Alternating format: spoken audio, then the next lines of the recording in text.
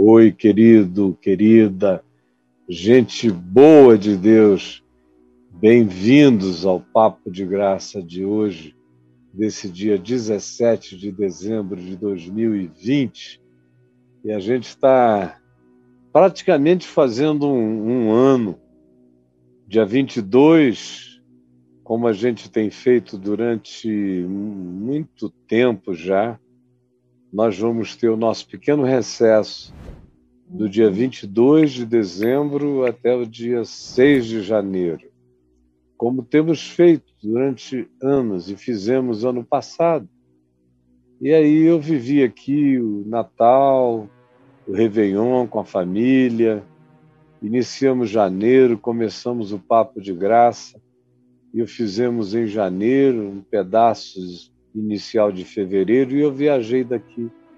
Já vi aquela notícia de que em Wuhan, na China, tinha algo estranho acontecendo. Mas ninguém esperava ainda que fosse se transformar em algo de natureza pandêmica, que fosse ser global.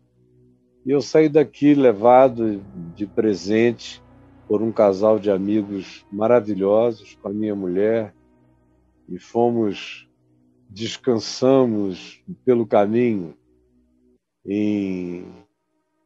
numa ilha que, antes de chegar nos Estados Unidos, 4 dias, depois de lá para a Flórida, preguei em Orlando, depois fomos para Miami, onde eu visitei um amigo muito querido e revisitei o lugar onde eu vivi durante alguns anos. E aí a gente começou a ouvir lá que a coisa estava ficando esquisita. Surgiu o primeiro caso nos Estados Unidos, eu comecei a dizer: Senhor, tira-nos daqui antes que esses aeroportos fechem. E aí ouvi dizer que um amigo meu tinha chegado aqui em Brasília, infectado, vindo de Londres, e que promoveu uma reunião social na casa dele, e algumas pessoas foram contaminadas. Eu falei: meu Deus, chegou lá perto de casa esse negócio. E comecei a tentar ver se a gente corria e chegava em casa. E entramos. Mas eu ainda cheguei com a expectativa de comemorar o meu aniversário de 65 anos, no dia 15 de março. E aí, com os filhos e netinhos, organizamos o que seria o meu aniversário de 65 anos. Aí, no dia 14 de março, nós chegamos à conclusão, nossa ficha caiu quanto ao fato de que essa coisa seria muito pior, mais longa, mais complicada do que se podia imaginar, e que uma pessoa com as minhas comorbidades teria que tomar cuidados especialíssimos. E aí cancelamos tudo, ficamos quietos em casa, pegamos dengue, primeiro a Adriana, depois eu. Enquanto isso, eu fazia lives de manhã, de tarde e de noite. Iniciei um programa chamado Zoom Íntimo com o Caio às tardes. Então, de manhã e à noite eu fazia as lives, porque a gente tinha parado de usar o nosso estúdio aqui em casa, porque eu não podia ter aquele fluxo de gente entrando e saindo. Aí o Braulio correu para fazer essa adaptação digital que a gente usa hoje, que acabou sendo a nossa salvação. E aí eu e ele voltamos a fazer o papo aqui, eu ainda com a dengue, as suas consequências, e aí contraí herpes zoster, que eu ainda luto contra ela até o dia de hoje. Ela está amainando, mas não se foi. E nós atravessamos esse ano de loucuras, de idiotices, como se não bastasse a pandemia. Tinha a pan-verborragia, a pan-demência, a pan-burrice, a pan-soberba. Era tudo de pan que se podia ter muita PAN, meu Deus, muita atitude estúpida, muita guerra para lá e para cá, muito ódio, muita polarização. Pra você ter uma ideia, né? A gente começou aqui, ainda não tinha começado e já tinha um dedo para baixo ali de um hater. Então é o cara que não quer nem saber o que você vai dizer, ele já chega e tasca o dedo ali. Ele discorda da tua existência. É esse tipo de espírito que cresceu também muito nessa pandemia, de gente que não pensa mais nada. Eles acham que tudo que tinha para ser concluído já foi. E eles têm uma opinião peremptória e definitiva sobre tudo e sobre todos.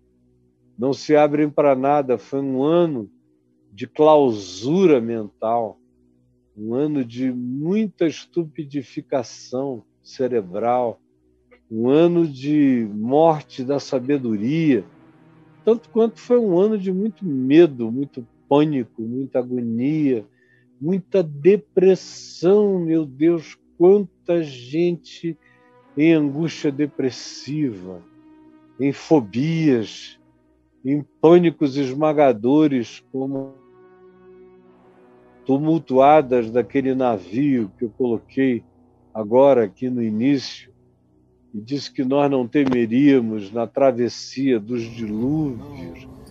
A gente está assim, ó. Essa é a nossa vida, atravessando as águas da história presente, com choques, com mortes, com perplexidades. Mas tem gente que diz que é só uma gotinha, que não é nada, não é coisa nenhuma. E quem quer que se proteja disso aí é frouxo, é maricas, é covarde, é bobo. E eu já ouvi tanta loucura, tanta, inclusive de gente amiga, que diz: olha, não quer isso, pode ir embora, o Senhor é contigo. E hoje eu estava lendo aqui no livro de Neemias, dizendo: fizemos oração ao nosso Deus e botamos guardas nas brechas dos muros para que nos protegessem. Esse é o espírito. Fizemos oração ao nosso Deus e na parte que nos cabia, colocamos guardas nas brechas, entendeu? Então foi isso que a gente viveu até aqui. E a gente chegou ao fim do ano. Passou um ano, meu Deus. Quanta separação, quanta solidão para algumas pessoas, quantas angústias, quanta vontade de morrer. Bateu em tanta gente e bate. E ainda vai bater, porque esse processo de imunização vai demorar muito tempo ainda. Para pessoas mais jovens, meu Deus, isso vai até o ano que vem, o ano de 2022, o ano da eleição presidencial. É quando algumas pessoas, no ritmo que estão agora, vão conseguir ser vacinadas. Como a minha neta de 21 anos, o meu neto de 15, sabe Deus quando. Eu estou com uma perspectiva de ser vacinado, quem sabe, em março, por causa da idade, das comorbidades. Mas outras pessoas de outras idades vão ter que esperar muito. E enquanto elas esperam, a gente espera. Eu espero, para poder ter mais liberdade, para elas poderem também ter mais liberdade. E ainda fica esse atraso. E ontem o ministro disse: para que essa ansiedade? Para que essa pressa? Vocês estão com pressa por quê? Eu digo: ai, meu Deus, será que ele realmente não percebeu o que está acontecendo à nossa volta? Como tem gente morrendo também de angústia, morrendo de solidão, morrendo de separação, morrendo de abismamento. Então, olha só, ditas essas coisas, eu quero falar de novo sobre um texto que eu falei a respeito dele nesse meu livro, O Enigma da Graça. Não é só sobre ele, mas é sobre ele também. Aqui no meio eu tenho um pedaço de capítulo escrito baseado, é claro, tudo é no livro de Jó, mas baseado nesse capítulo 16 e no capítulo 17. Está aqui. E nos últimos anos, de vez em quando, eu falo a respeito desse texto, porque ele me parece tão importante, tão importante. Ele é tão antigo, ele é tão primitivo, e, ao mesmo tempo, ele é tão importante, importantíssimo. E aqui Jó se queixa do trato de Deus para com ele. E ele vinha sendo oprimido por uns amigos, 3 amigos e um visitante levado por esses 3 amigos, que o oprimiram tanto que ele disse: toda a minha miséria é pouca perto da opressão de vocês. Eu perdi todos os meus bens, perdi os meus filhos todos, 10 filhos no mesmo dia. Eu contraí uma doença que me ataca desde os ossos até a pele. Eu me sinto um ser de pus, totalmente purulento. Eu sou só pus. Eu ando, cheira mal, eu falo, meu hálito vai longe, a ponto de a minha mulher mandar virar a boca para lá, porque o hálito é insuportável. Eu chamo os meus servos e eles não vêm, porque eles têm medo de, pela aproximação, se contaminarem. E ainda recebo a visita dessas 4 pessoas que chegam aqui em nome de Deus para me acusar do meu pecado, para dizer que isso só me aconteceu porque é castigo, porque Deus está pesando a mão sobre mim. E eles deviam ser os meus amigos que me ajudassem, vieram aqui para me molestar, para pegar os seus cacos e rasparem as minhas feridas sem piedade, sem untá-las, sem ungi-las com óleo.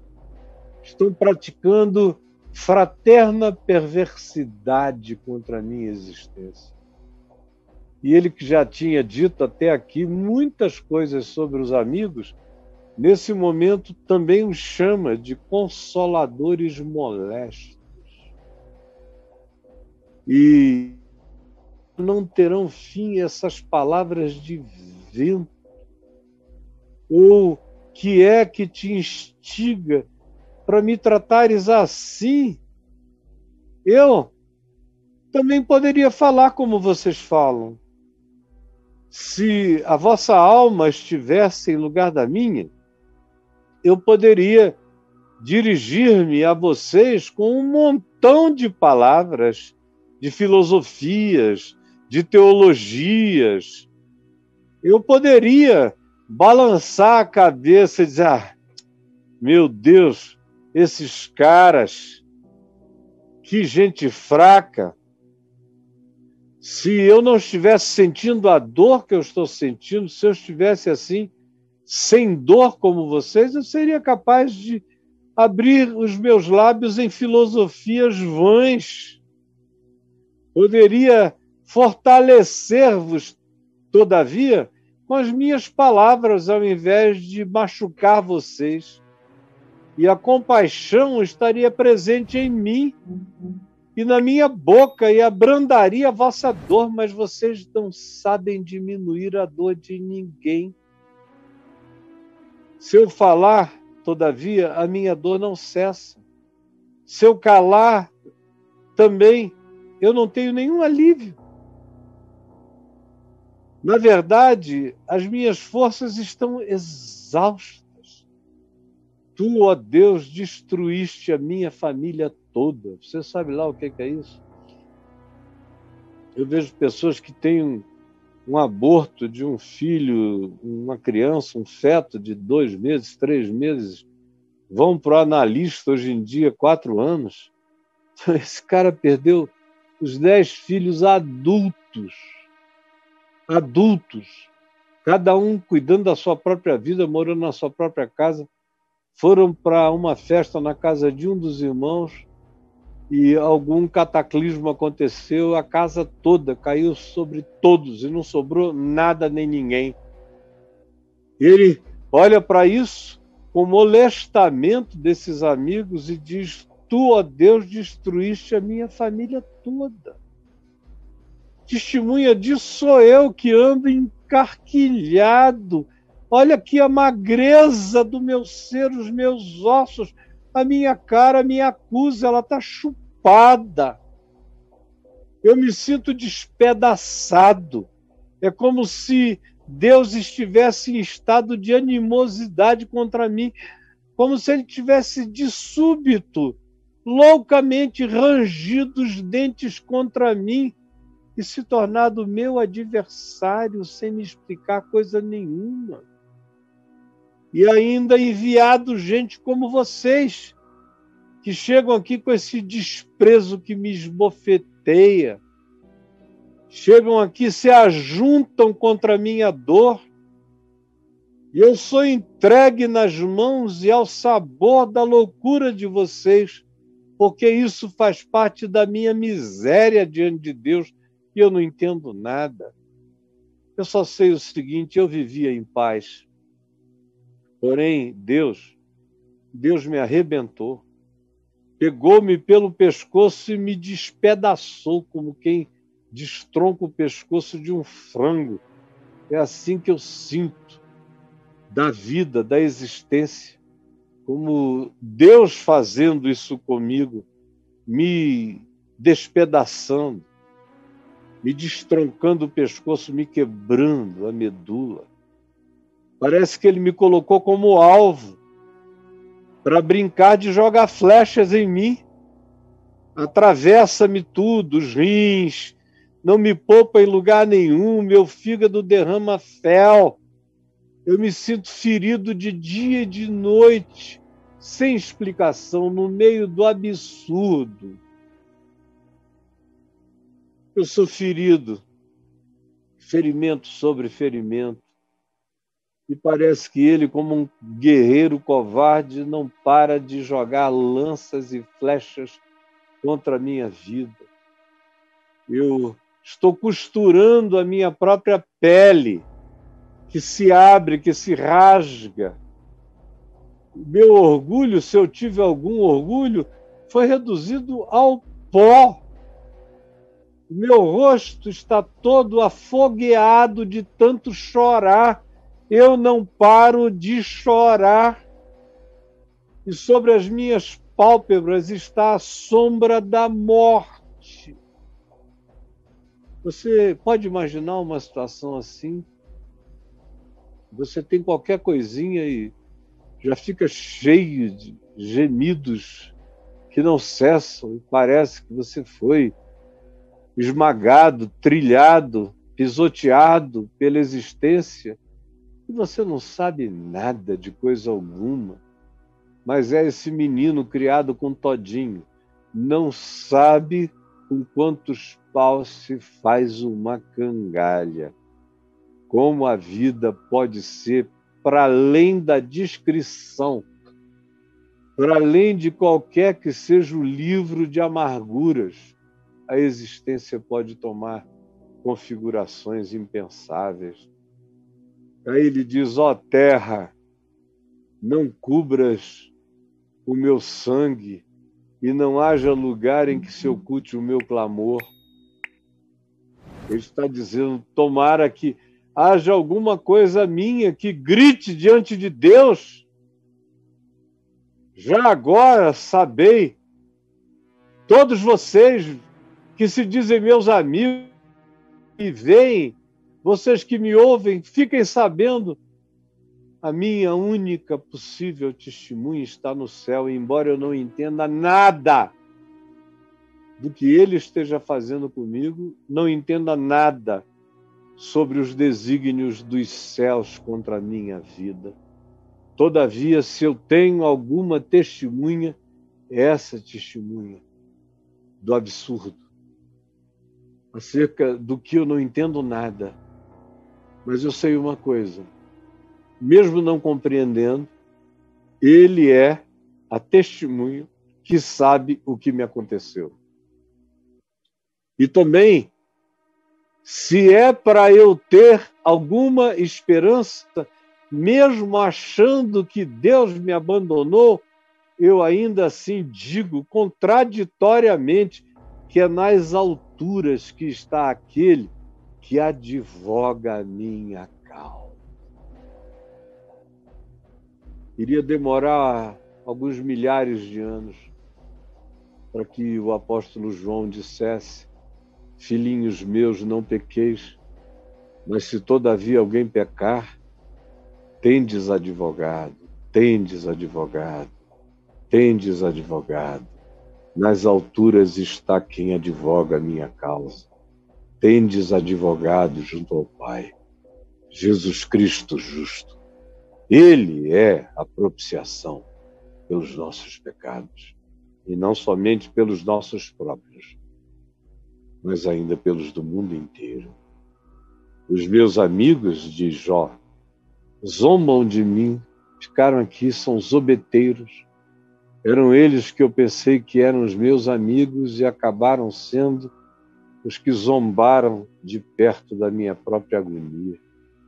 Mas os meus olhos se desfazem em lágrimas diante de Deus. Minha resposta aos que zombam de mim é que os meus olhos se desfazem em lágrimas diante de Deus, para que Ele, Deus, mantenha o direito do homem contra o próprio Deus. Olha que coisa mais linda. Ele diz: Deus, eu não consigo entender nada. Para mim, tu és absolutamente absurdo. E o que tu permites que me acometa, que me visite, como catástrofe, como calamidade, é absolutamente indizível, é insano, é obra da demência. E o meu coração está perplexo, mas eu sei que mesmo olhando para os céus e dizendo: que loucura é essa? Como é que tu me tratas assim? Ao mesmo tempo existe uma certeza dentro de mim de que o meu direito é mantido diante de Deus. Diante de Deus, o meu direito é mantido contra o próprio Deus. Eu confio em Deus contra Deus. Eu confio em Deus contra o absurdo. Eu confio em Deus contra a inexplicabilidade de tudo. Eu confio em Deus contra as minhas perplexidades. Eu confio em Deus contra a maldade oculta, em relação à qual eu não tenho nenhum tipo de filosofia explicativa ou teologia consoladora. Eu confio em Deus contra os molestadores da minha alma. Eu confio em Deus contra os zombeteiros que trabalham contra a minha vida me zombando. Eu confio em Deus contra Deus. Eu confio em Deus contra Deus em meu favor. Deus é por mim. Que Deus será contra mim? Deus é por mim. Quem será Deus contra mim se Deus é por mim?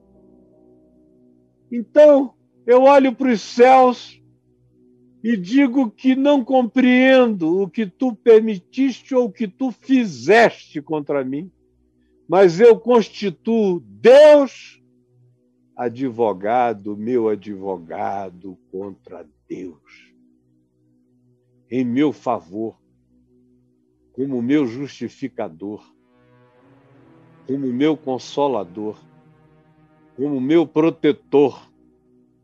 Deus me protegendo de Deus. A graça de Deus me protegendo das interpretações culposas. a minha confiança na justiça justificadora de Deus, se levantando para ser minha testemunha contra a inexplicabilidade da minha condenação, da minha sentença, da minha agonia, da injustiça que eu vivo. Eu confio na justiça de Deus contra a suposta injustiça de Deus contra mim. Deus é meu Deus contra Deus. Deus é por mim. Quem será contra mim? É o que Jó diz, é o que Jó sabe. E é um paz de consciência, de fé, que eu vi apenas pouquíssimos e raros seres humanos serem capazes de praticar Deus contra o absurdo de Deus. É só quando a gente chega aí que a gente botou a cabeça para além do teto das lógicas e das razões e das filosofias. Aqui morrem as filosofias. Aqui é a sepultura dos filósofos, dos pensadores, dos teólogos. Aqui é a sepultura dos curandeiros, dos arrogantes, dos acusadores e dos consoladores molestos. Aqui caem eles. Aqui segue apenas aquele que diz: Deus, tu és o meu advogado contra o próprio Deus. Mas é no testemunho da tua justiça justificadora que o meu ser confia. E aí, como se não bastasse, ele prossegue, que sabe que Deus manterá o direito dele contra o próprio Deus, manterá o direito do Filho do Homem contra o seu próximo, que vem acusá-lo, molestá-lo, botar o dedo na cara dele. Deus, todavia, é meu advogado contra Deus e contra o meu próximo, que se disfarça de consolador, mas é consolador molesto, perverso, falso. Porque dentro de poucos anos eu seguirei o caminho de onde não retornarei mais para esse mundo, para essa terra. No entanto, o meu espírito, que hoje se vai consumindo de cansaço, de fraqueza, os meus dias que hoje se vão apagando, a minha vida que está diante de mim como quem olha para a própria sepultura, no entanto, eu confio em Deus contra o próprio Deus. Confio em Deus contra as acusações do homem. Confio em Deus contra os fatos esmagadores da existência. Sim, e eu digo a Deus: dá-me, pois, um penhor. Dá-me um penhor. Ele quer uma garantia, um penhor. E aí ele diz: sê o meu fiador. Ó Deus, sê o meu fiador, o meu garantidor. Você ter Deus como seu fiador, como seu garantidor, é extraordinário. É o que Paulo diz que Jesus fez por nós. Foi dar-nos Deus como nosso penhor, dar-nos Deus como nosso garantidor. Ele diz em Efésios, no capítulo 1, versos 12, 13, 14, quando ele diz que Deus nos deu o Espírito Santo, o Espírito de Cristo, que nos habita, que é o penhor da nossa certeza de herança. É o nosso penhor de certeza de herança. Você quer saber por que eu creio em tudo que eu creio? Porque eu recebi o Espírito Santo. O Espírito Santo é Deus em mim. É Deus contra o absurdo me habitando. É a consolação do Espírito Santo contra o molestamento da existência. É o poder do inexplicável, contra a loucura insana da existência, mas é o penhor me habitando. Eu sou habitado pelo penhor de Deus, que é o próprio Deus habitando em mim. Jó diz: dá-me um penhor. Jó, o penhor está dado, está garantido. O penhor é essa esperança, o penhor é essa fala, essa proclamação, esse levantar contra o absurdo, é o falar na cara do absolutamente inexprimível e dizer que Deus se entenda com Deus em meu favor, porque Deus é um problema de Deus, não é um problema meu. Eu sou só um vermezinho, não entendo nada. Então que Deus testemunhe em meu favor contra qualquer que seja a acusação de Deus a meu respeito. Mas eu não entrarei nessa guerra. Me ausento e me recolho nessa confiança. Me escudo nessa fé. Entro nesse refúgio secreto. A única coisa que eu te peço é que tu me dês esse penhor, que agora eu digo a Jó, já foi dado. Ser o meu fiador, ser o meu penhor, ser o meu fiador para contigo mesmo. Ou seja, se eu tenho essa dívida para contigo, que tu sejas o meu fiador, em meu favor, contra a dívida que eu tenho na tua mão. Ah, tu és o penhor e tu és o meu fiador. Como diz o salmista, tu és o arrimo da minha sorte. És o muro de arrimo que seguras a minha sorte. Eu não entendo nada, mas eu confio em ti. Tu sabes por mim. Tu sabes por mim. Quem mais haverá que se possa comprometer comigo? Mais haverá que possa se comprometer comigo, senão tu mesmo, a quem eu constituo como meu fiador contra o próprio Deus, meu advogado contra o próprio Deus, minha paz contra a inexplicabilidade da loucura da existência contra mim. Se Deus é por mim, quem será contra mim? E essa é a pergunta que quer ser ecoada eternamente. Que diremos, pois, à vista dessas coisas, se Deus é por nós, quem será contra nós? Aquele que não poupou seu próprio filho, antes por todos nós o entregou, porventura não nos dará também com ele, graciosamente, todas as coisas? Quem intentará acusação contra mim, que sou eleito de Deus, guardado de Deus? Se é Deus mesmo quem decidiu me justificar contra qualquer acusação vinda de qualquer dimensão, de qualquer lugar, quem os condenará a esses que confiam em Deus, contra Deus e contra a vida? Quem os condenará? Se é Cristo Jesus quem morreu, antes quem ressuscitou, o qual está à direita de Deus, o mesmo que intercede por nós. Quem nos separará do amor de Cristo? Quem? Será tribulação, será angústia ou perseguição, ou fome, ou nudez, ou perigo, ou espada? Como está escrito, por amor de ti somos entregues à morte o dia todo.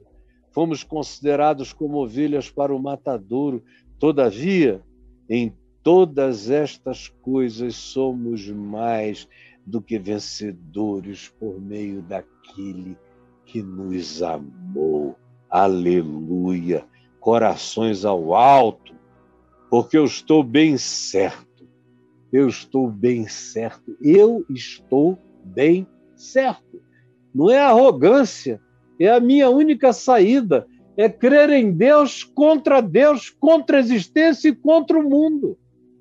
Porque essa é a vitória que vence o mundo, a nossa fé em Jesus. Porque eu estou bem certo de que nem morte, nem vida, nem anjos, nem morte, nem vida, nem anjos, dimensões extraterrenas, nem principados de camadas dimensionais não conhecidas, nem coisas de hoje, nem coisas de amanhã, nem poderes os mais diversos e para além do nosso controle, nem as maiores alturas, nem as imensuráveis profundidades, abismos ou incompreensibilidades, nem qualquer outra criatura desta ou de qualquer outra dimensão poderá separar-nos do amor de Deus que está em Cristo Jesus. Por quê?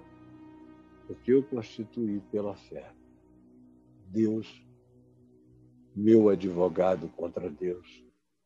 Ele é a minha testemunha, Ele é o meu penhor, Ele é o meu fiador, Ele é a minha certeza no meio do absurdo. Não compreendo nada, mas sei que Ele sabe tudo por mim e descanso nele. Me abandono nele. E aqui estou eu, entregue à tua fidelidade. Ó Senhor, que essa palavra, palavra da fé, palavra do extremo da fé, palavra da confiança em Deus contra Deus ou contra os absurdos de existir e de ser, que ela alcance o coração de muitos, seja compreendida e produza consolação, levantamento, soerguimento, poder vitorioso, força de ressurreição no coração de muita gente. É o que eu te peço, em nome de Jesus. Amém e amém.